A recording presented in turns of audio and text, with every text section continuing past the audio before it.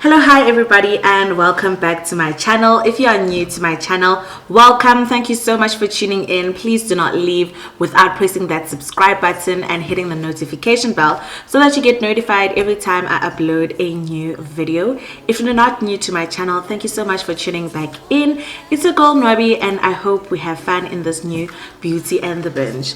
I am doing things a little bit differently today. As you can see, I'm already made up, dressed up, looking dull, fantastic, because today we are talking about none other than Bridgerton season 2. If you do not know what Bridgerton is, I do have a video on season 1, and I'm going to be putting it up in the card so that you can go check it out and come back to this one so that you don't get any spoilers that you don't need to get. So what I'm doing today differently is that I am having some tea. You know, Bridgerton is most the Regency era in Britain, and they love their tea. So I'm having a spot of tea, ma'am. So I'm going to be spilling the tea on season 2 of Bridgerton and talking about everything that I liked, everything that I disliked, what I'm looking forward to in season 3, and so on and so forth. So if you are interested in a Beauty and the Binge review of season 2 of Bridgerton, do not change this video.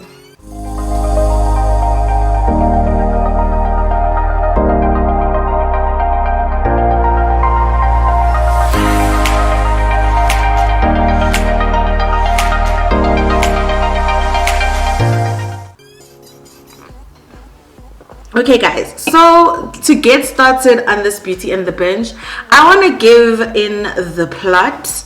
Okay, I just want to highlight what exactly is happening in Bridgerton. So in season one we had the friends to lovers storyline, which was like the fake dating, fake engaged type of storyline, ended up falling in love. So for season 2, it is more of an enemies to lovers storyline, and I seriously think that it was shown and played very well. So we have two characters. We have Anthony and Kate. Those are our main character and our main... So that's basically our couple. Even though you would not think that they are in season 2, which kind of was iffy for me, but we are looking at Anthony's love story with Kate Sharma. So Anthony is the eldest Bridgerton son, and he's got some issues with regards to intimacy and love, because first of all, in season 1, Sienna rocked him to the core. So he basically had his heart broken, in inverted commas, because I don't really think that he was in love with Sienna. It's just that Sienna was kind of like an escape from his actual life and from his responsibilities.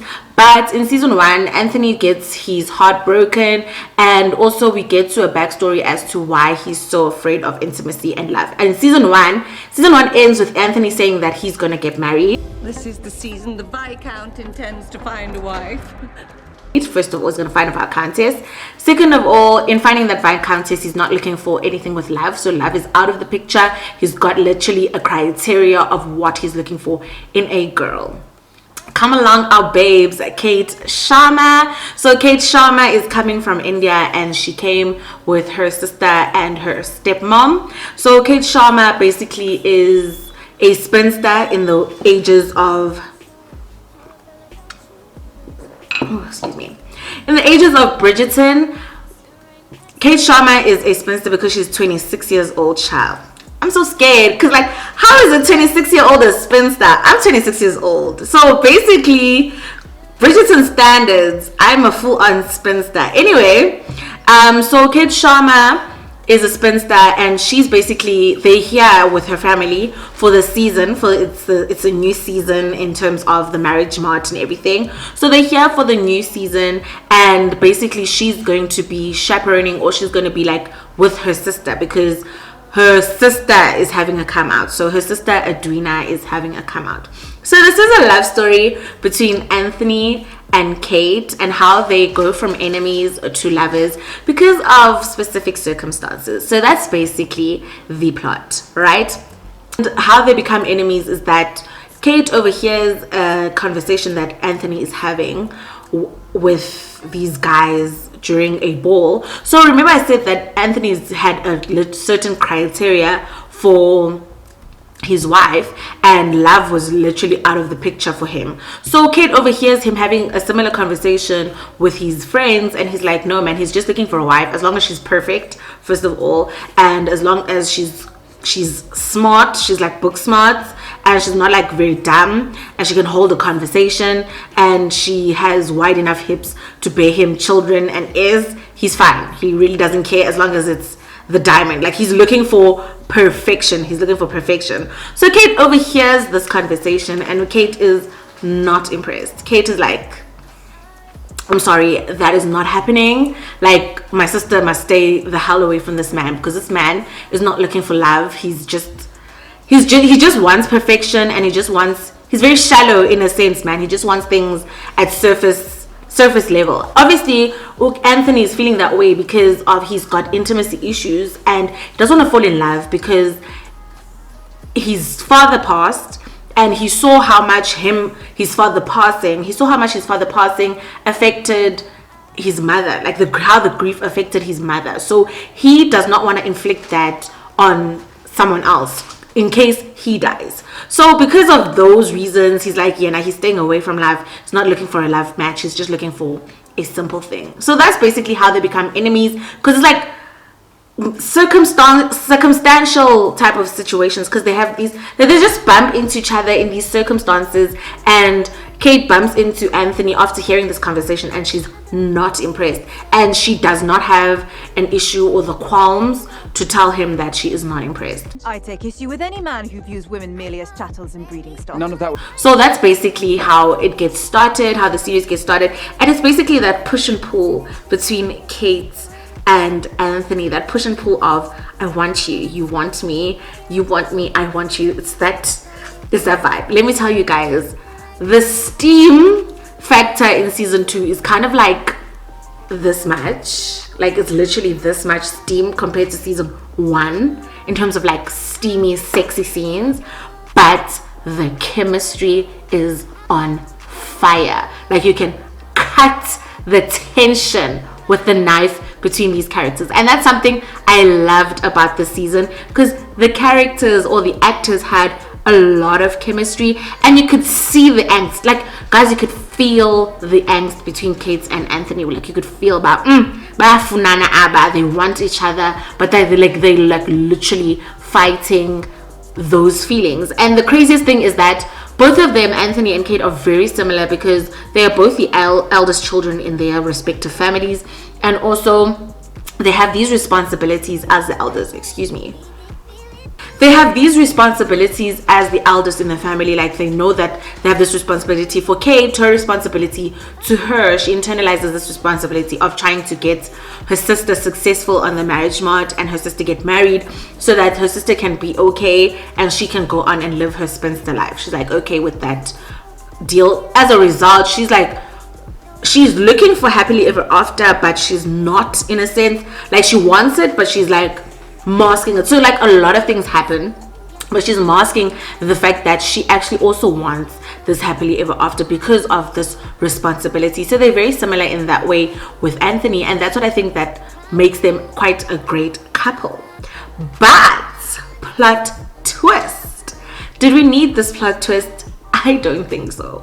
But plot twist, Anthony does not court Kate. He courts Kate's sister, Adrina. So now we have a sort of love triangle situation. I really did not like the love triangle. Point being, the reason why I did not like the love triangle, or rather the plot twist of the love triangle, because now it seemed as if Edwina is being put in the front line instead of the main couple. Secondly, it kind of put a weird dynamic between two sisters. Like, I don't think that it's a great idea to have a love triangle between sisters. Come on, man. Like, come on. But I understand that, okay, we had to try and get a way to tell the story, and maybe if they weren't married throughout the series, we would see Anthony's fight against loving. But I did not like the fact that it had to be a love triangle between sisters. But without spoiling the series a lot, Edwina is a factor, and Edwina must be factored into this. So Kate kind of doesn't want Anthony to court Edwina, not because she wants him for herself, but because of Anthony's principles and Anthony's values don't basically gel with what Edwina wants for her husband. So Kate tries and pushes this other suitor for Edwina, but Edwina, she's a mess child. But Edwina Naye is like excited because she's deemed the diamond of the season by the queen, and she's very excited about this. So she's excited that she's being courted by the Viscount, and she's seeing herself as the Viscountess. So it's that mess.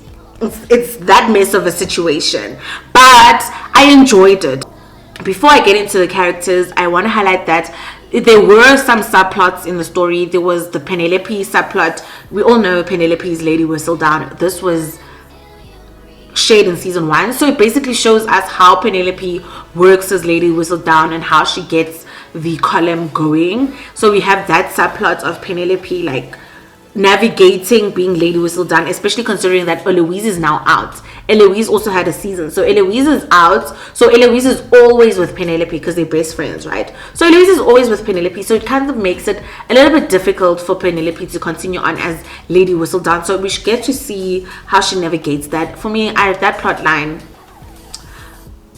I have a lot of problems with some of the subplots. We also have some Featherington subplot because Anditi, the feathering baron, passed on in the last season, so we get to see who takes over the title. Mamaga Penelope is plotting as per the usual. There's nothing totally different. I feel like the main storyline for me is what kept me going, and it's what captured me. Tell me in the comments, guys, what did you guys think, if you've watched season 2 already? What did you guys think of the subplots? I really think that the subplots, for me personally, I think that they gave us a fully rounded story, and they also kind of like shaped everything, because we couldn't just focus on the main couple, you know. And even though I do have to say that in terms of screen time, Anthony and Kate hardly had any. Like, them together, they hardly had any. And one thing they can do is breathe in each other's mouths, child. One thing that they were doing is breathing into each other's mouths. Wow. Like, they were literally like all over each other. Like, it would be like, it's like, but yeah, perfumla. One thing about them, they perfumla. So that's basically my understanding of the story. Now I want to get into the characters. When it comes to the characters, let us start with the main character. Let me get into my notes. Ooh. Let's start with Anthony and Kate and Edwina. Okay, so Anthony is Anthony. I feel like in this season, he was much more likable. I loved him. Like, I loved Anthony. In this season, I loved him so much. He had so much growth. That's what I was saying about the character arc. He had so much growth from the person he was in season 1. And in season 1, he was a rake. So in season 2, he kind of like got over his rakish ways, and he was literally serious about this. He was actually serious about getting married, and he was serious about, like, you know, taking responsibilities for his family and taking the Viscount title seriously, and not just like flattering about having mistresses. He was like literally serious about that. Like, I enjoyed Anthony so much. So comment down below what you guys thought about Anthony. Let's have some conversations. What do you guys think about the plot, and what do you guys think about Anthony as a character? Even Kate, I enjoyed her. I feel like she played the spinster well. She was the like very overprotective older sister, and you can see that she was also battling with her feelings, especially considering the fact that she felt so responsible for her sister and for her sister being successful on the marriage mod, because she even has like kind of not necessarily ulterior motives, motive or bad agenda, but she kind of has like a reason why she's trying to push for her sister to be successful in the marriage mart. So her motivation or her motivations is actually quite nice. I really enjoyed that, and it's kind of sad as well to watch Kate through season 2 because she like fights her feelings, like she like really fights her feelings against Anthony. But she like we can see the struggle. It's kind of sad because we can see the struggle of her having feelings for her sister's her sister's suitor. She kind of has, we can see that battle within, because she has like an internal battle with regards to that, so we can feel it. And I enjoyed Simone Ashley in the character of Kate. Also Jonathan and Simone's chemistry, superb. I want to move on to Edwina. I've got some feelings about Edwina. I feel like Edwina, as a younger sister, okay, she was very naive. Like her naivety is very much present. She was very naive as a younger sister, and she was also like, she was basically dreamy. She was full like with romantic overtones. Like she was basically she was a practical little sister. I do feel a little bit like she was a bit whiny, but granted, I understand why she was whiny. But I have a certain issue with, I kind of had an issue with the way that Edwina kind of handled things, because Edwina is kind of upset that Anthony doesn't love her and the whole love triangle situation. She's upset by that situation, right? And she kind of says a few mean things to her sister.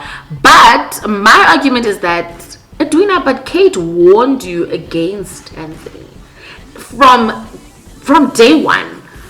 Kate warned Edwina that Anthony does not want what you want in a marriage, because Edwina, as much as she's naive and rosy-eyed, like she's granted the diamond, and she's also quite a nice person. She's actually very nice to everyone, but as much as she's that sweet, she's a sweet innocent child, and she's very naive. She wanted a love match. She wanted to be in love with her husband, and her husband in as well being in love with her. And Kate had said to her, Anthony cannot give you that.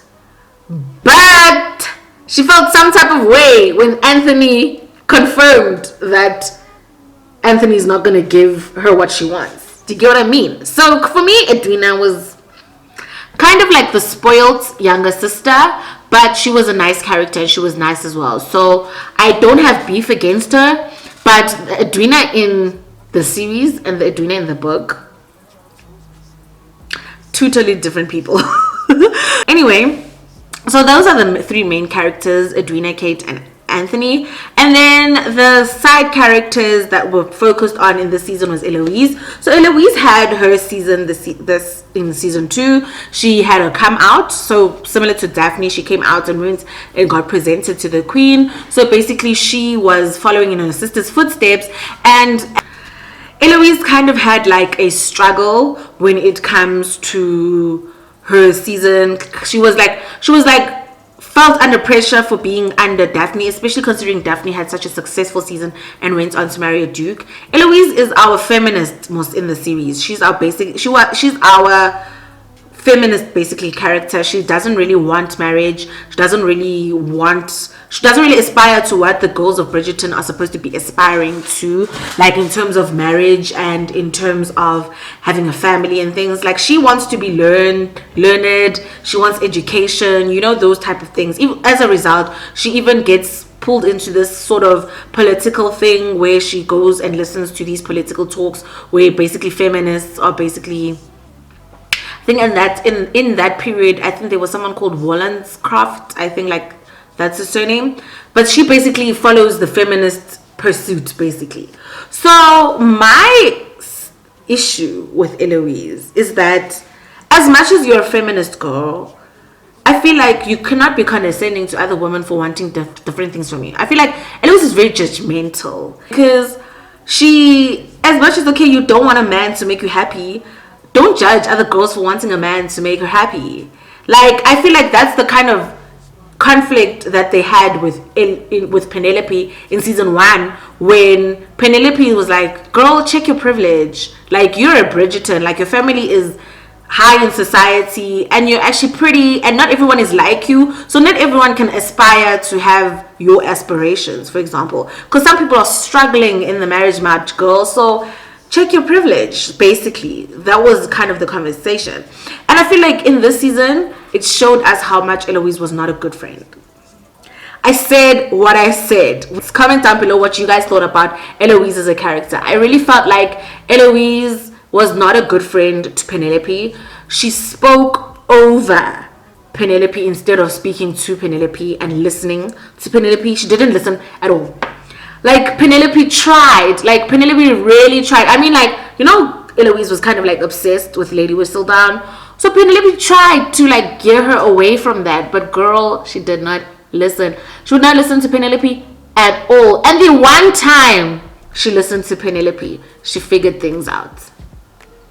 Imagine if she had listened all throughout season 1. Imagine she had started listening to Penelope from season 1. I feel like as a character, Eloise is kind of like very flawed. That doesn't mean we don't love our flawed characters, because Penelope is not perfect either, child.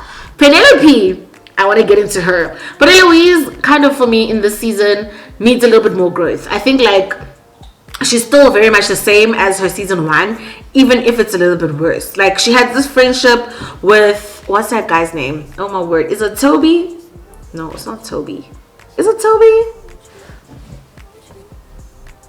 She has a friendship. I'll write his name down somewhere here because I've forgotten right now. But she has this friendship with this guy from a different social class, right? And Penelope warns her against it. She's like, don't do that, because at the end of the day, as much as you are enjoying this friendship and as much as you're pursuing this friendship, it's not gonna work. Eventually it's gonna have to end because you are in the nobilities. So that friendship with Eloise was a class difference friendship, and it is something that Penelope warned Eloise about. She said, Eloise, what this path or this road that you are going on is not going to work out. Stop it now. But Eloise, being Eloise, who never listens to Pen or speaks over her, doesn't. And when the consequence, child. You see, when you do foolery, it comes back to bite you. See, when you do clownery, the clown comes back to bite. But we have to understand that she is still a teenager, so there's that understanding. We are still having our selfish vibes at 17. Same goes to Pen. I want to get to Penelope. So Penelope, I do not want to lie to you guys. I love Penelope. I'm a Penelope stan right here. Penelope Featherington content injected into my veins. I stand Penelope. I'm sorry. To the Penelope haters, I said what I said. To the Penelope haters, girl, bye. Like, I love her. I love her. Now, my problem with Bridgerton, this series, is the fact that they took Lady Whistledown and made it this thing of as if Penelope's being a vindictive bitch, basically. Like, they made it this thing, and my struggle with this, like, okay, hear me out, guys. My struggle with this is that it's kind of giving fat phobia, because if you take Penelope, for example, being Lady Whistledown, Penelope is the fat, awkward wallflower. Did not say ugly, but in the Regency era, that was deemed ugly and was deemed not pretty in the societal standard type of way. So Penelope being Lady Whistledown and gossiping, as much as it's something that's kind of like fun, if it was someone who was thin, if it was someone who was pretty in societal standards, would it be seen as vindictive, or would it be seen as a fun gossip column? I don't enjoy the way that it makes her seem like she's being vindictive when she's having a bit of fun. She's having a spot of fun with gossip that she hears, and everyone hears, and everyone relishes in gossip, but it's being made to this, I don't know, it's just being made into something ugly, and I'm not enjoying that at all. I'm not enjoying that. Also, Penelope's family is down bad financially, but my girl is hiding the coins under her floorboards. I feel like Penelope, I feel like Penelope is doing her family dirty. Like, she's in a villain era right now. But anyway, props to Penelope, props to Nicola Coughlan. I love Nicola Coughlan. I love everything that she's in. I love watching everything. I've watched Dairy Girls, I've watched Harlots, I've watched Bridgerton, because I am a fan of Nicola Coughlan. Nicola Coughlan. She's amazing as Penelope, and she takes that character. I love her so much. I'm not gonna say I relate to Pen, but I feel like I love her, and she's a good friend. Yes, she made mistakes. Yes, she makes certain mistakes and certain choices. It's like, girl, this choice, you could have kind of like thought about it. It's like choices, but I feel like she's a teenager. As I said, she's also 18 years old. So obviously she's going to be flawed, and she can have a redemption. She can have a redemption arc. It can move towards redeeming her. Like, we can definitely redeem Penelope and some of the decisions she makes. I mean, like, the decision she made with regards to Eloise. I don't want to spoil a lot, but the decision she made with regards to Eloise, we have to think about it. Let's think about it this way. Penelope literally warned Eloise to stay away. Eloise gets in trouble, consequence. Penelope is like, Eloise, let this go. And then Eloise is like, no, I'm just gonna do this. Like, Eloise doesn't listen. Like, Akeva. But anyway, so she was stuck between a rock and a hard place, and I feel like she chose a hard place. Like, she chose a rock, and I feel like, had I been in her shoes, I kind of would have made the same decision. So my girl needs to work on some of her choices, but I'm a Penelope stan right here. Comment down below if you're a Penelope stan. Tell me in the comments what you think about my girl Pen. That's Pen. When it comes to Penelope and Colin, okay, the other siblings, I don't think there was too much focus on them. Francesca disappeared again. The Featherington siblings, the other one got married, the other one, it's nothing important. So the main characters were Eloise and Penelope in terms of the subplots. I think they were kind of the main type of situation in the subplots. Also, Colin this season was kind of an ass. Like, he was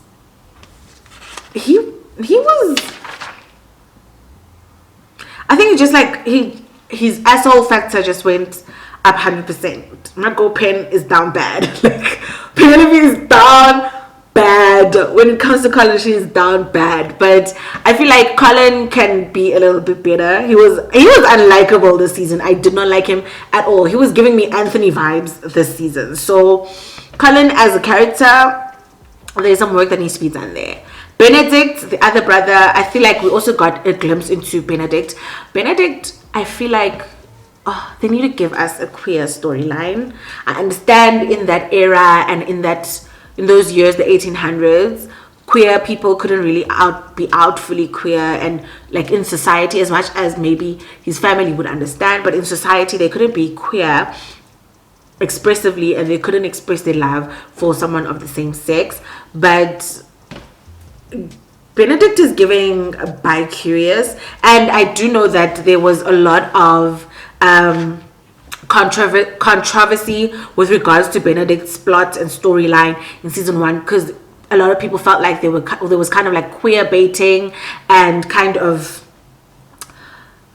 queer baiting is kind of that thing of they are queers, we are inclusive, but to perpetuate stereotypes type of vibes. But I think Benedict, we got a glimpse into who he is, and he's the artistic brother. He's the more laid back brother. He's the second brother, so he doesn't have any responsibilities. So he is exploring his artistic side. So I hope, even though they didn't set him up, so I don't know what is happening in season 3, but we'll get there. But Benedict as a character, we also saw him. We also got a glimpse, or like a rather deeper type of understanding of who he is. Then I want to get quickly, I just want to touch on Penelope and Colin. Colin, I saw a lot of commentary with regards to them. I feel like we also got to see their friendship blossom, and we got to see them becoming the best friends that they are in the books. I saw a lot of commentary with regards to how Penelope and Colin have zero chemistry, and I have a lot to say about that. So I have a lot of thoughts when it comes to Penelope and Colin in terms of the whole chemistry factor. And I keep on saying this, Penelope and Colin aren't supposed to have chemistry at this point, because Penelope has feelings for Colin, and Colin not reciprocating those feelings, it's okay. He's done nothing wrong. He's not forced to feel the same way as Penelope feels. And this is why I'm saying that there isn't supposed to be some sort of chemistry between the characters, because we are supposed to be feeling, as the audience, we are supposed to be feeling that awkwardness and that uncomfortability of the one person being platonic and the other hoping for something for more than platonic. We're supposed to feel that as an audience, and we're supposed to be seeing that, which is why they don't have chemistry. I don't think that they're supposed to have chemistry, because the love is literally unrequited. Colin does not feel the same way for Penelope yet. That's all I had to say about that. Like, I really wanted to say something about that whole chemistry factor between Colin and Penelope. I really believe that they're not supposed to have chemistry. Do you guys agree with me? Comment down below and tell me what you guys think. Do you think that unrequited love stories should have chemistry between the characters? Should we see the chemistry and be like, oh, maybe they should be together even though it's unrequited? Or do you feel how I feel, that we are supposed to be feeling that uncomfortableness? We're supposed to be like, ugh, this couple, let them go away, because like we're not feeling this thing that they're feeling. But anyway, those are the characters that I wanted to touch on in this season and how their character arcs worked. And now I want to get into the summarizing and my final thoughts with regards to Bridgerton season 2. What would I rate it? I think I'll definitely rate it a 9 out of 10. Oh, the music was superb. The scores, perfection. Like, I rated a 9 out of 10 because I didn't like that whole love triangle situation. I enjoyed the fact that Anthony and Kate scenes together, they were like very minimal. Like, there was hardly any scenes between the two characters. There were scenes, but like they weren't a lot. We weren't given much. Like, we wanted more Kanthony, and I think that's what they promised to give us in season 3. They promised to give us a look into Kanthony as a married couple and Kanthony as a Viscounts and Viscountess. So I'm very excited to see that. So that's the only thing that I didn't like. That's why I'm giving it a 9 out of 10. I definitely preferred season 2 over season 1. I don't know why. I think it's the way the story was told. I really think that it was the storytelling for me that really captured me in this season. I preferred season 2 to season 1. So I'd definitely give them a 9 out of 10 because I really enjoyed the character arc, the story, the well-roundedness of everything. And also how the subplots also gelled and went in with the main plot and storyline. So I really enjoyed that. What I did not like was the love triangle, obviously. And I also didn't like the lack of scenes between the main characters. But as a whole, I enjoyed the season so much. This season was actually quite enjoyable. I really enjoyed it. If you haven't watched it, it has been on Netflix now for the past month because it came out March 25th. Anyway, so that's what I felt about season 2 of Bridgerton. Comment down below and tell me what you guys thought of season 2 if you've already watched it. If you haven't watched it, are you thinking of watching it? I definitely recommend that you try it. Bridgerton is an amazing series. I'm not backing down. I'm a stan.